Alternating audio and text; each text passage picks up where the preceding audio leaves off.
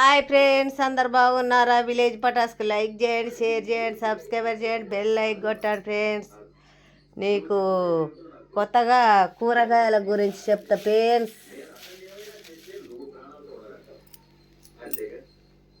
ఇదేందో తెలుసా ఫ్రెండ్స్? అల్చంతకాయ మా బుజ్జికాడ తెచ్చిండు. మొన్న పోతే మా ఆయన పోతే పంపిర్రు. ఇది కూర వండుతానా, నేను కూడా ఎప్పుడు తినలేదు.